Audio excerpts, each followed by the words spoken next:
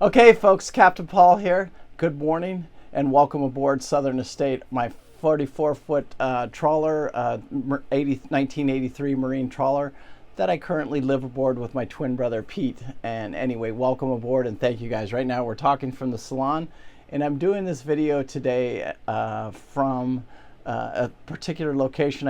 You've never seen this before because there's something I want to talk about and share, and it's this air conditioner right here. I'll talk about it here in just a second. Today's video is about, does that boat exist? For a lot of us big dreamers out there, in the boating market, it's a tough, brutal market. Does that dream boat exist? And I'll explain later in the video what I mean by that, because a lot of us have these big dreams. We want these big boats, go to the Bahamas, explore, do all this stuff. But the reality is that 90% of us will probably never see that dream and never live that dream. And I'll talk about that here in a minute, because the boat does not exist. So today, I want to explain this air conditioner right here, because you can see this air conditioner that I put in. I just put it in this week, or actually last week. We went out and we ordered a brand new wash machine for the boat, because Southern Estate here does have a wash machine aboard her. And me and Pete do enjoy doing our laundry on the boat. Not all of it, but the smaller stuff, like just being able to throw my work clothes in there, is awesome. And so it broke down about it's been on the fritz for about 6 months. She did a great job. We've had her for about 3 years, and I don't know how old it was before that, but it was time to say goodbye to the old wash machine and put a new wash machine in here. So I ordered that, and while I was in the store over there at Home Depot, I looked at these air conditioners right here. I talked to Pete about it. I said, I'll never hang one of these window air units off of my boat, but here I am. I have one here. It's a 10 kW Toshiba, and we're going to see how it does, because some of the advantages to doing this is I don't have to worry about the seacocks and the barnacles, and there's a lot of advantages to it. So when we leave the boat, and I think in about 3 weeks here, we're going to Costa Rica again, and we have to shut the air conditioners off, because we shut all the through hulls off, because we don't want water coming into the boat, and we can't see while we're gone what's going on. So the humidity, it keeps the humidity out of here, it keeps the boat cool. And another great thing about this particular air conditioner, I can run it on my inverter system, and it's already connected to my inverter because it's just plugged into an outlet.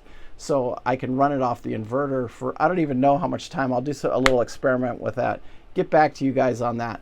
But if I had to take a guess on the other one, the little portable one that we had and we ran last year, I was able to run that for about 6 hours. This thing, I think, is even a little bit more efficient, and I believe that I could probably get 10 or 12 hours with the lithium batteries on this particular air conditioner.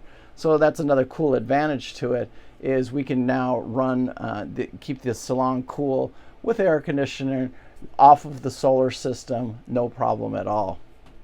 So let's talk about, and I hope you guys, I'll show you a couple of pictures of the install. It just was super easy, went in super clean.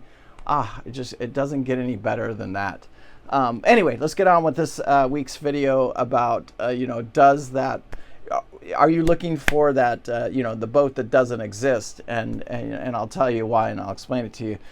This week we've got the 2004 main ship. We did have a couple people come look at that. And we've got I've got two Ranger tugs, the 29 here in Marathon, and then the 27 over in Indian Town, Florida. And both of those, I've got lots of people looking at them, but I think the 29 is sold. We're working with it. It goes through a survey next week, so we should hopefully close that one up. Thank God, I'm ready for that one to go to its new owners. It's been a lot of work getting that one done. Anyway, does the boat exist? And the reason I'm even making this video today is because Mike said, hey Paul, let's play with putting Blue Max back on the market and just put it on there for what I have into the boat, which is about 120K. It's a 1981 Albin 45 is what it is. And this is a boat that you can just tell that the previous owner did some just amazing things to the boat. And when you walk the boat, I mean, just to walk up to it is stunning. And then when you get aboard it and start seeing all the stuff, it's absolutely a stunning boat to come aboard and get on. And then to think, you know, you can have a long-range expedition Bahamas cruising yacht for in that 120K range in that kind of shape, you know, new canvas, the new decking he just put on there, all new cooling systems on the engine, everything on the engines, you know, the main cooler, the heat exchanger, the oil cooler, the transmission cooler, all that's brand new, zero timed out. You know, you got a 2010 motor, you got new fuel tanks, new water tanks. I mean, the list just goes on and on and on with that boat, and it's just an incredible boat. And the value of it for that right person, you know, out there looking for that cruising boat, it blows my mind how much value is put into that boat. But I did get a phone call on it, and, you know, it really triggered this video. You know, does her boat exist, or their boat exist? And, you know, the reason I'm saying that is because, you know, I think we all have these unrealistic expectations, you know, because towards the end of the phone call, she told me all the reasons they're not interested in Blue Max. And I'm thinking to myself, oh my God, if they only knew, but they'll never find a boat. Because some of the comments that she made was, you know, well, if you ever see an Ocean Alexander, you know, I've been on an Ocean Alexander. I've been on a couple of them, actually, and the one that I was on, and this is the boat she's basically looking for, is a 2005 Ocean Alexander. Beautiful boat. And you know, I had the privilege of taking that about 1,200 miles on, you know, that was 2 years ago. I took it up the coast, you know, around the Florida Peninsula, and up to Charleston, and, you know, it was a beautiful boat, but the reality of that boat is the price tag. She has an all-in budget. She's saying, well, you know, my all-in budget's $150,000. Well, then you should not be looking at $500,000 boats, because if you got a $150,000 budget and you're looking at a $500,000 boat, if you could find one for $150,000, it would take every bit of the $250,000, $350,000 to get it up to the kind of condition that you would call it cruise ready. Because if I found a 2005 Ocean Alexander, you know, for, let's say, $150,000, the engines would be blowing. It would need all new interior. You know, it means it just sat there in the sun and rotted. It need all new electronics. And by the time you do all that, you know, the world we live in that we've created, that's the price. That's the price for doing business. To replace one of these motors now, we're doing 2 of them at my work right now. It's not cheap anymore. It costs lots and lots of money, and, you know, to replace 2 Yanmar diesel engines. 440 horse, I would say each one, you know, by the time you paid the labor, you'd be looking at probably somewhere around $100,000 just for your engine changes to zero time those engines out. And so that's what you'd be looking at, you know, if you could find a 2005, let's say Ocean Alexander, 2002, 2003, 2004, 2005, 2006, 2007, something like that, for that $150,000, $200,000 range, the boat would be an absolute disaster of a boat. And so is it worth? No, it's not. So then you have to back down. And I think, you know, when you really take that gut check and you say, hey, what's it all about? Do I really want to live this life? Do I really want to go off to the Bahamas? Do I really want to, you know, do I want to really live this lifestyle? You got to do a gut check and see what's important to you. And if it's important to you that you have that $500,000 Ocean Alexander and you only have $150,000, then I'm telling you right now that you need to have a new dream, because I can just end it for you. You don't have to have that dream anymore. You just don't, because it's just not going to happen. And you'll just get frustrated, which these people will, and they'll never find a boat, you know. So, because I think we need to change and adapt to the environment that we're in. So when certain opportunities present themselves, you've got to see the value in those opportunities, and you either jump on them or you don't. And we don't all like everything about every single boat. You know, I can tell you a half a dozen things that I don't like about Southern Estate, but is it the best boat on the market for under $100K? And the answer is yes. I mean, there's for me, you know, when I was looking, you know, I started off in the trunk trawler, and I liked Loop Princess as a boat, but there were certain things about that boat, like the built-in furniture. I hated it. I really wanted to have a couch and a chair that I could sit on, and so my own couch and chair, not one that was built into the boat, because sometimes those can even be uncomfortable. But I bought that boat, for $35,000. I ended up sticking about another $50,000 into the boat. That's cash out of my pocket. That didn't count any labor. By the time you counted all the labor and everything, it was well over $120,000 in that boat. And I was only able to sell it for $60,000. So that's just the harsh reality of what happened to me. So then Southern Estate comes along, and it had everything that I wanted. And so, but there's certain, like going up to the top of the bridge, it has older electronics on it.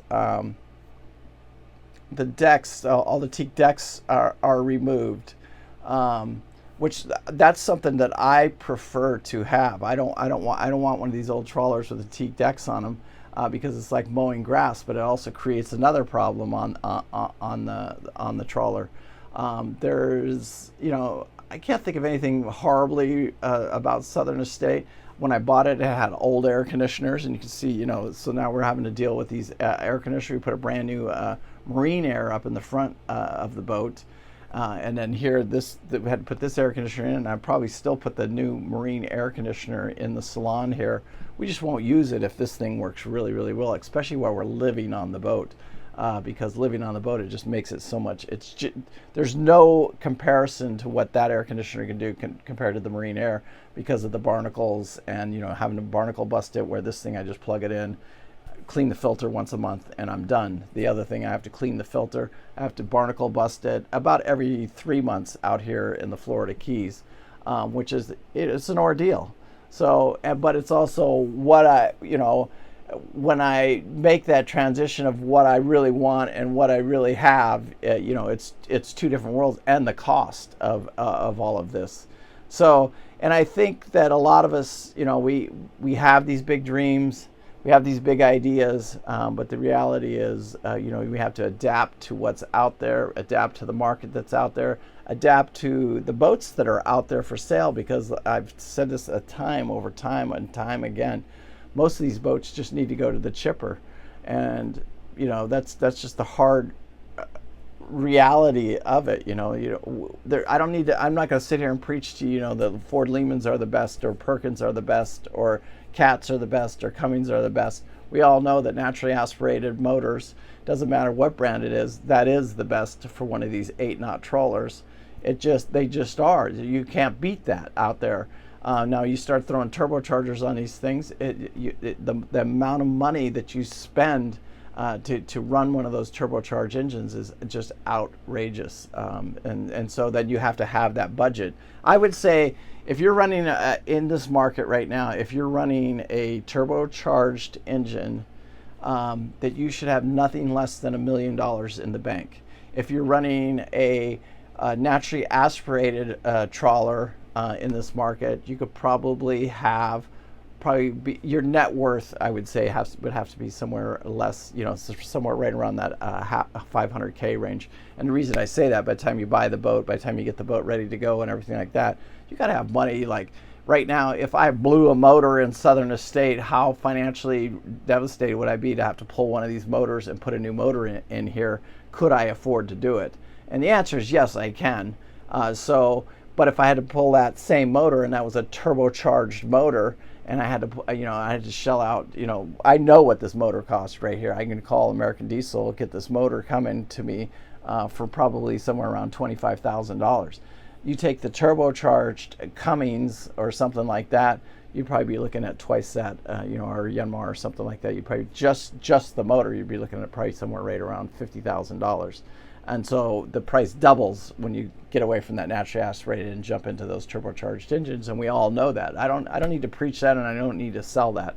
I'm just that it is what it is. And then so speed is money. So it equates to money. If you want speed, you got to have money.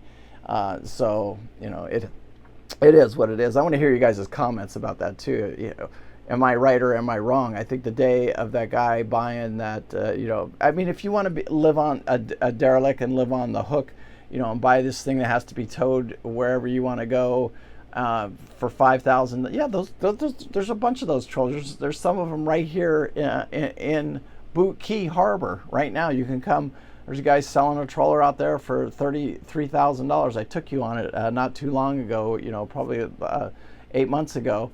It's still out there. It's still over there. You know, go buy it because you know, that guy. That's a different breed. You know, that's not who I am. It's not, you know, the people that follow me, more than likely it's not who they are. They're more like the Steves out there building the $1 million bayliner. Weldon just bought a beautiful 36-foot Regency. We have the 2004 main ship over here, you know, just another beautiful example of a boat that somebody's taken care of. Everything works on the boat. And then, you know, I have these Rangers too. But, you know, it's all about what your dream is and what you're going to do with the boat is, you know, at the end of the day, that's the most important thing. If you're going to go do America's Great Loop, Blue Max isn't the boat for you. You should be looking at probably, you know, something like Southern Estate here. It's something with a low profile, so your height isn't an issue. If you're going to the Bahamas, you need to be looking at a boat like Blue Max. You know what I'm saying? And to get that kind of quality of build in that price range, I would say it's a complicated, hard find, if that makes sense, because the market, like I said, I've said this in several videos, a lot of these boats just need to go to the chippers. Anyway, I hope you guys got some value out of today's video. You know, and I know I got to rambling a little bit there, but, you know, I think it's very important that we understand what's going on around us, you know, what's out there in the market. I'm on these boats every single day. You know, I live on them, I sell them, you know, that's who I am. And, you know, I try and help people the best I can, making a good informed decision on their purchase and what they really want the boat and what they want to do with the boat, because I think that's the number one thing. I mean, if you want to go do America's Great Loop, come over here and buy this 2004 main ship, you know, and it's just pretty much turnkey. Get in it and go start the loop. But it's $215,000. It's the cheapest one on the market. It's the cleanest one, and it's probably the cheapest one. I've been on 3 of them that are for sale down here. All of them, you know, that's what they sell for. So, and if you think you're going to get one in this market for, let's say, even that main ship for $150,000, it's not going to happen. There's just not, the inventory's just not out there to let that happen, if that makes sense. There's too many people at the edge getting ready to retire, and they're either going to do the loop or they're not going to do the loop, and that's probably one of the most desirable looping boats out there. Anyway, I hope you guys found some value to the video. Next week we'll talk about, so next week I just want to do a recap of my life over the last 3 years since I did America's Great Loop, since I've done the Bahamas, and since we've been living on the boat and having to make changes like this with the air conditioner and stuff like that. And just do a complete recap of what it's been like for the last 36 months of actually living on this boat, in this lifestyle, in this environment, and stuff like that. Anyway, peace out. Thank you guys so much. I do appreciate it, and I appreciate all of you guys. Love, peace, and thank you. God bless you. Good night. Have a great day, and be good or be good at it. Thank you guys. Bye.